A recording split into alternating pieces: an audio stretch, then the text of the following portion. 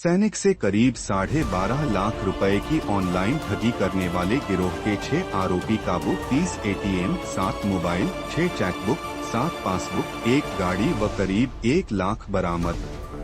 Charkhi Dadri police ने online ठगी करने वाले गिरोह का पर्दाफाश करते हुए 6 आरोपियों को काबू करने में सफलता हासिल की है। पत्रकार वार्ता के दौरान जानकारी देते हुए डीएसपी चरखी दादरी धीरज कुमार ने बताया कि बीते 1 नवंबर को प्रेमनगर चरखी दादरी निवासी एक व्यक्ति ने पुलिस को शिकायत दी, जिसने शिकायतकर्ता ने बताया कि वह सेना में हवलदार है। 13 अक्टूबर को उसके पास एक कॉल आई। इसमें उसे होटल के प्रमोशन की जानकारी दी गई। बाद में कॉल करने वाले ने कहा कि और जानकारी वह टेलीग्राम पर देगा। जब उसने टेलीग्राम ऐप देखा तो इसमें कई संदेश आए हुए थे। इनमें से उन्होंने एक अकाउंट पर बातचीत की। इसमें आरोपी ने उसे टास्क जीतने के बारे में बताया। इसके बाद उसने 2 टास्क पूरे किए। पहली बार में उन्हें 210 व दूसरी बार 100 रुपए मिले। बाद में उनके पास टास्क निवेश के लिए कई बार संदेश आए।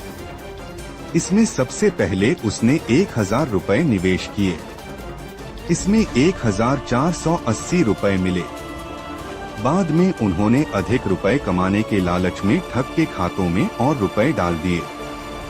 20 अक्टूबर को जब उसने रुपए निकालने की कोशिश की तो रुपए नहीं निकले। इसके बाद उसके पास एक संदेश आया।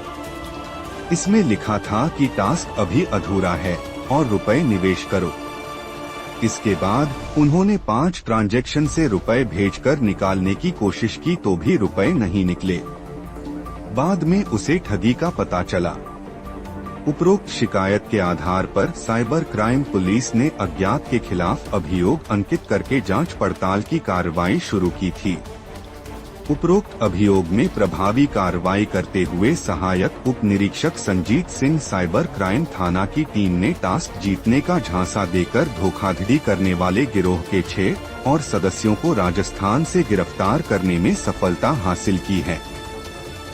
आरोपियों की पहचान प्रीतम कुमार यतीम, अभिषेक निवासी अलीपुर, विकास कुमार निवासी चंदन होली, हरिओम निवासी ताजपुरा व रामलखन निवासी मदाल के तौर पर हुई। जांच पड़ताल के दौरान पकड़े गए आरोपियों से 30 ATM, 7 mobile, 7 passbook, 6 chequebook, 1 Maruti car व करीब 1 लाख रुपए बरामद हुए। आरोपियों को माननीय अदालत में पेश करके 2 दिन का रिमांड हासिल किया गया। रिमांड अवधि के दौरान गहनता से पूछताछ जारी है। पुलिस द्वारा इससे पहले भी 8 आरोपियों को राजस्थान से गिरफ्तार किया जा चुका है। 1 नवंबर 2024 को मिलिट्री में एक हवलदार हैं पवन कुमार, जो यहाँ वार्ड नंबर 3 प्रेमनगर के रहने वाले हैं। उन्होंने हमारे को कंप्लेंट दी थी कि उनके साथ 12,47,880 रुपये का फ्रॉड हो गया। किसी ने उनको टेलीग्राम पर ज्वाइन करवाया था इन्वेस्टमेंट करने के लिए। ज्वाइन करते ही उनको कुछ रुपए दिए, 210 रुपये। फिर उन्होंने उस पर 3000 रुपये इन्वेस्ट कर दिया, जिसके बदले में उनको कुछ बढ़ा करके 3880 रुपये दे दिए गए। फिर उनसे 7000 रुपये इन्वेस्टमेंट करवाए और फिर उसको टास्क दे दिया कि आप इतनी इन्वेस्टमेंट करोगे तो आपको और पैसे बढ़कर मिलते जाएंगे। तो उन्होंने उसमें 12,47,880 रुपये इन्वेस्ट कर दिए। जो उन्होंने जो ऐप बना रखी थी उसके वैलेट में उनके पैसे दिखते थे और कुछ जो इन्वेस्ट करते थे उनसे बढ़े हुए दिखते थे। लेकिन जब उन्होंने विड्रा करने की कोशिश की तो विड्रा नहीं हुए। और उसके बाद फिर उन्होंने हमारे को कंप्लेंट की। जब इसकी इन्वेस्टिगेशन की गई तो उसमें हमने ये सारी भंडाफोड़ कराया। साइबर एसएचओ संदीप और एएसआई जो आई हुए हैं केस के संजीत, एएसआई संजीत, तो इन्होंने राजस्थान के कुछ एरिया में रेड वगैरह करके जो जिन खातों में पैसे गए हुए थे, जिन्होंने विड्रा कर रखे थे, उनको गिरफ्तार कराया इस अभियोग में।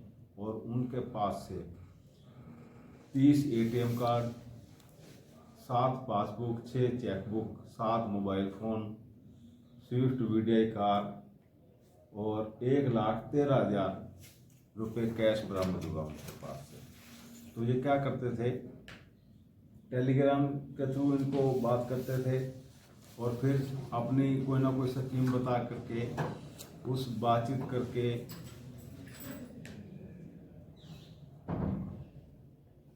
उस व्यक्ति को जो बातचीत करता था उस व्यक्ति को कुछ टास्क देते थे, छोटी मोटी रकम दे देते थे वापस और उससे पैसे डलवाते रहते थे। पूछताछ में अब तक इसमें कुछ लड़के ऐसे हैं जो खाते अरेंज करते थे। 5 लड़के ऐसे हैं जो खाते अरेंज करते थे, जिनको म्यूल अकाउंट्स बोल सकते हैं। कुछ लड़के ऐसे हैं जो अपने नाम से अकाउंट खोलते थे और इसको किराए पर दे देते उन 5 लड़कों को। और ये 5 लड़के उस एम पे के नाम से एक ऐप बना रखी थी, उस पर ये अकाउंट डालते थे अपना, और जो भी फंसता था इनके पास वो किसी न किसी अकाउंट में पैसे डलवा लेते थे उससे। उसके बाद वो विड्रा करके उससे USDT करेंसी परचेज कर लेते थे। वर्चुअल करेंसी है एक, वो भी उनके संपर्क में था जो कैश ले करके उनको वर्चुअल करेंसी दे देता था और वो फिर दूसरे अकाउंट में, फॉरेन के अकाउंट में ट्रांसफ़र कर देते थे। एक्चुअल में जो ये वर्चुअल करेंसी मिलती है ये डॉलर में मिलती है, लेकिन ये इनका ये है किसी और से खरीद लिया, अपने अकाउंट में डलवा ली और फिर विदेश में भेज दी। सर क्या अब तक कितना फ्रॉड इन्होंने बताया है कि हमने अब तक कितने रुपए के फ्रॉड किया है? नहीं, वो तो अकाउंट से पता चलेगा ना, इनको तो पता नहीं कि कितना फ्रॉड कर चुके हैं। कभी किसी अकाउंट में आ रहे हैं, कभी किसी के अकाउंट में आ रहे हैं, क्योंकि इनका तो कुछ घर से जा नहीं रहा जो इनको पता चले भाई 10,000 आ गए या 20,000 आ गए या 4 लाख आ गए, 5 लाख आ गए, आए पेमेंट आई खाते में और वो विड्रा कर ली, विड्रा करके USDT करेंसी खरीद ली और फिर वो आगे ट्रांसफ़र कर देते हैं। क्या बड़े नेटवर्क होने की संभावना है विदेशों तक? बड़ा नेटवर्क तो है ही ये, क्योंकि गेमिंग ऐप के भी पैसे आते हैं इनके पास। वो फ्रॉड कर लिया किसी और वजह से, टास्क देकर फ्रॉड कर लिया, वो भी पैसे आते हैं। कोई एक ही स्कीम के पैसे नहीं आते इनके पास, अलग अलग स्कीम के पैसे आते हैं। गेमिंग ऐप से भी आते हैं पैसे, कुछ वैसे फ्रॉड कर लिया उसके भी पैसे आते हैं इनके पास। कभी किसी अकाउंट में डाल देते हैं, कभी किसी के अकाउंट में डाल देते हैं।